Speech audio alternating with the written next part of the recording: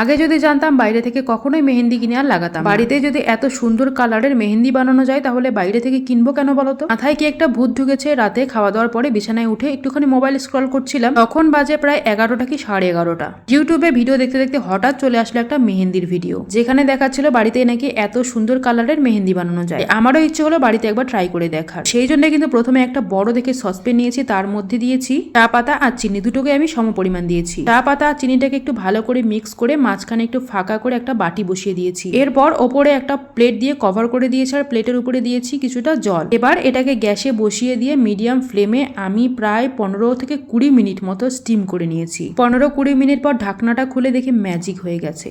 এটা দেখি দুধ চা হয়ে গেছে, শুধু একটু দুধ ঢেলে দিলেই হয়ে যাবে। আমি কিন্তু বাটিটা একদম ঠান্ডা হয়ে যাওয়ার পর নামিয়ে নিয়েছি। এরপর ওই যে লিকুইডটা তৈরি হয়েছিল ওর মধ্যে আমি 2 চামচ মতো ময়দা মিশিয়ে নিয়েছিলাম। ভিডিওতে তো তাই দেখাচ্ছিল ময়দা মিক্স করে নাকি মেহেন্দি হয়ে যায়, এটা কিন্তু নেলস হেনা। যাই হোক, মিশ্রণটা তৈরি হয়ে যাওয়ার পর আমি না প্রত্যেকটা আঙ্গুলে লাগিয়ে নিয়েছি। এরপর হাতের তালুর মাঝখানেও একটা গোল করে লাগিয়ে নিয়েছিলাম। লাগানোর পরে আমি তো ওয়েট করতে পারছিলাম না কখন শুকোবে আর কালারটা কেমন হবে সেটা দেখার জন্য। ওইভাবেই আমি কিন্তু 10 মিনিট রেখে দিয়ে।